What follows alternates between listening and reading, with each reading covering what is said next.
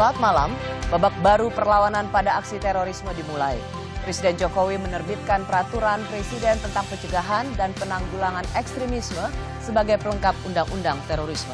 Seberapa ampuh Perpres ini menangkal kelompok-kelompok ekstremis yang mengarah pada aksi terorisme? Inilah Rosi, jurus baru lawan ekstremisme.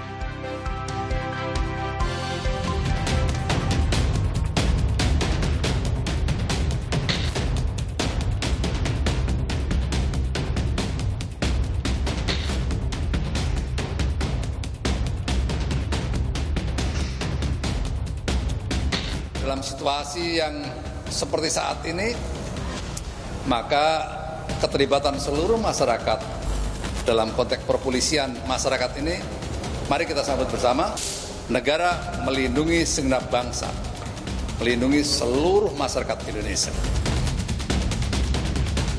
Jadi ekstremis yang berbasis kekerasan, inilah yang harus dirinci oleh pemerintah sehingga kemudian masyarakat bisa tahu, bisa membedakan dan menghindari ya masuk ke dalam kelompok-kelompok ekstrem tersebut.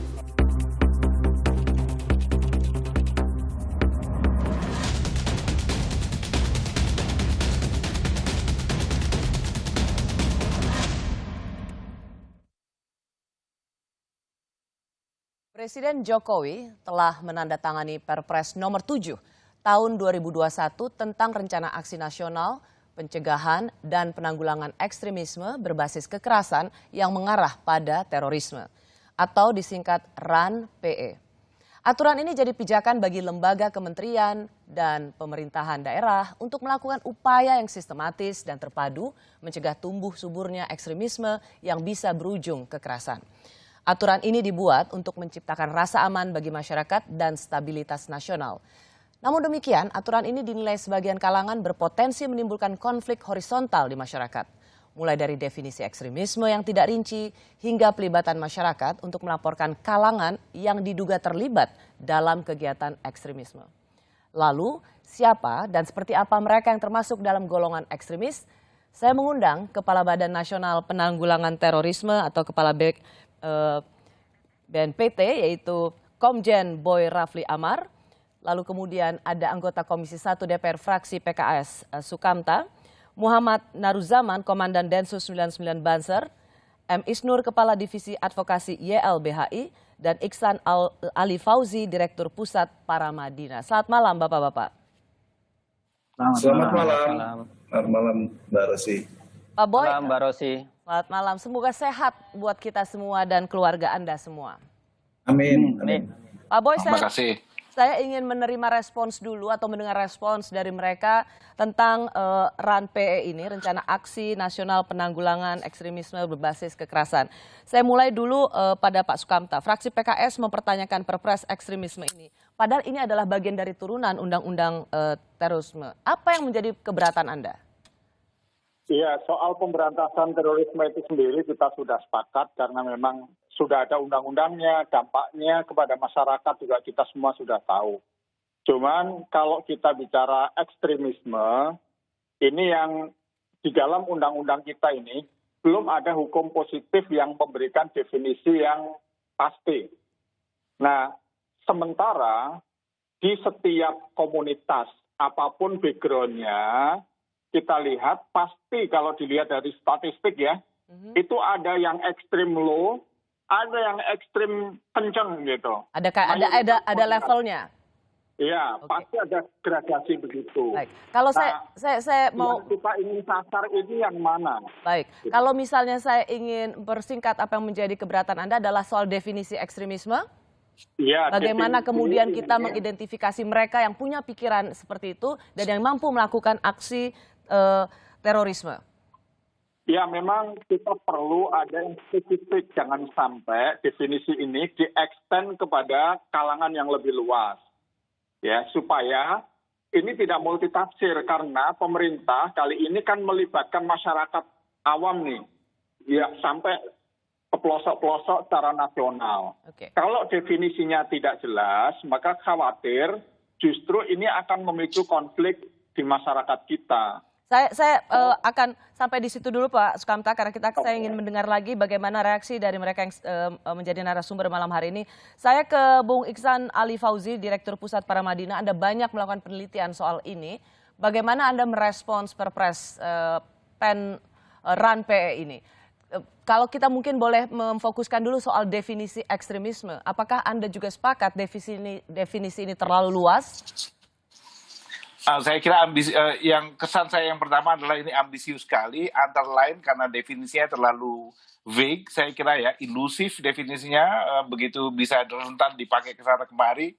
Padahal masalah terkait dengan terorisme, ujungnya adalah terorisme itu cukup jelas dari riset-riset yang ada, dan sampai sekarang masih belum ada jalan keluarnya itu, belum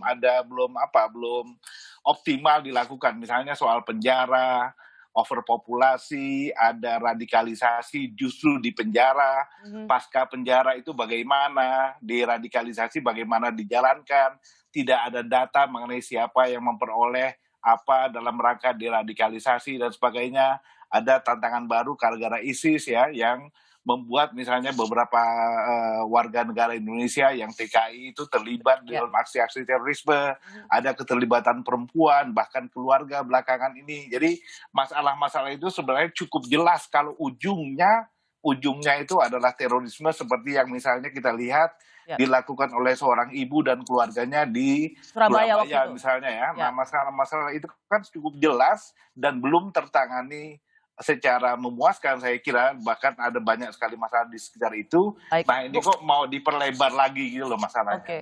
Bung Iksan, artinya Anda ingin mengatakan sesungguhnya ketika memang yang ingin kita tangkal terorismenya, hulunya definisi ekstremisme ini harusnya bisa lebih ajak, bisa lebih firm, bukan ada saya kira teman-teman di pemerintahan, mungkin juga Pak Boy bisa menjelaskan nanti itu ya, ada soal pencegahan. Jadi mereka terganggu sekali karena dianggap tidak cukup mencegah yang disebut misalnya ibu di Surabaya tadi.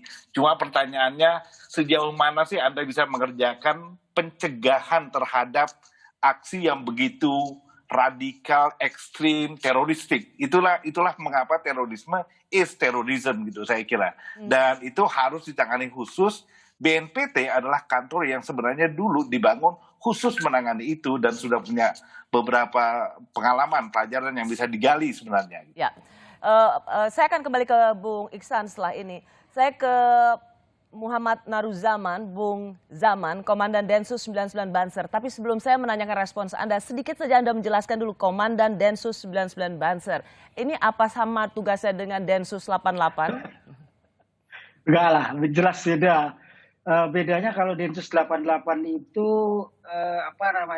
kalau akhir bulan itu pasti marah-marah karena gajinya habis. Kalau Densus 99 marahnya setiap hari karena nggak digaji. Apa sebagai Komandan Densus 99 Banser apa fungsinya Anda nih? Sebenarnya ini didirikan tahun 2011 ketika ada bom Mapolresta di Cirebon ya, bom teroris di Mapolresta Cirebon. Waktu itu ketua umumnya sahabat Nusron Wahid. Dia langsung memerintahkan saya untuk mendirikan Densus 99 Asmaul Husna sebagai 99 itu sebagai badan di Banser yang melakukan early warning system terhadap tentu di internal agar teman-teman di Ansor Banser ini tidak ikut terpapar menjadi radikal, itu satu, atau menjadi teroris. Yang kedua juga memberikan informasi kalau ada tindakan yang kita anggap mengarah ke radikalisme dan terorisme kepada aparat yang berwenang. Nah, tetapi dalam tahapan berikutnya kami juga ikut melakukan monitoring di media sosial dan media online terhadap isu-isu radikal, intoleran, radikal dan terorisme. Bisa dibilang Bung Zaman, ini kira-kira Anda ini Densus 99 Banser ini BNPT-nya NU gitu ya?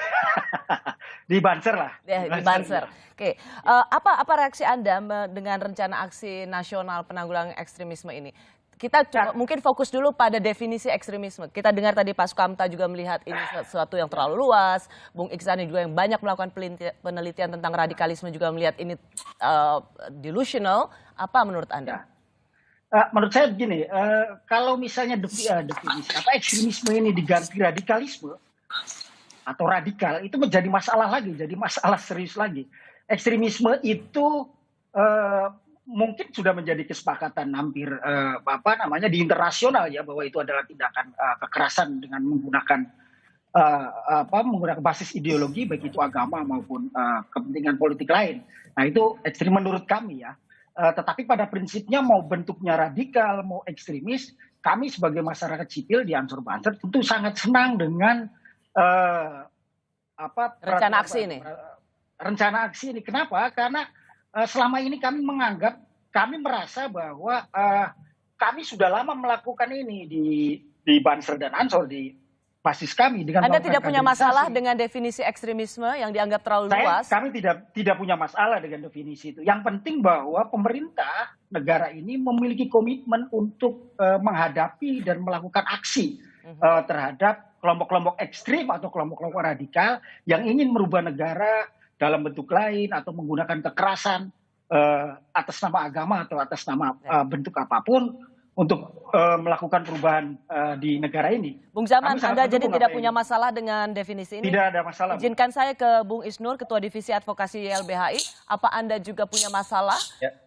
Atau Anda melihat juga ini sesama dengan Bung Zaman, tidak ada masalah dengan definisi ini? Pertama gini Mbak Rosi, sebagai sebuah komitmen dan kewajiban negara dalam melindungi warga negaranya, tentu ini adalah hal yang positif. Terlebih juga Dewan Keamanan PBB 2014 pernah mengeluarkan resolusi tentang violent extremism dan juga terorisme. Nah, di samping itu juga ada soal bagaimana menyatukan yang selama ini, sinergi yang selama ini tidak berjalan dengan baik. Tapi memang perlu berhati-hati dalam implementasi, mengingat kalau kita baca di lampirannya, di sana jelas ada pengakuan menyusun alat ukur atau indikator tentang apa itu ekstremisme. Jadi di dokumen ini sendiri sudah ada pengakuan bahwa sekarang belum ada alat ukurnya. Belum ada definisi yang jelas. Jadi Anda juga melihat bahwa ini terlalu luas. Definisi ekstremisme yang tertuang dalam Perpres nomor 2001 ini. Karena belum ada definisi serta alat ukur, kemudian ini kalau kemudian nanti dalam pelaksanaannya di lapangan berpotensi untuk menjadi subjek sangat subjektif. Ya. Nanti bisa jadi misalnya khawatirnya muncul stigmatisasi dan diskriminasi. Itu yang penting. Jadi pemerintah harus segera menyusun alat ukur itu. Jangan sampai muncul hal-hal yang negatif. Ya, dari 4 narasumber saya semua sudah memberikan perspektif tentang definisi ekstremisme. Saya tahu Pak Boy sebagai Kepala BNPT ingin menjawabnya, tapi Pak Boy saya akan memberikan Anda penjelasan pertama kali sesudah bagian berikut ini.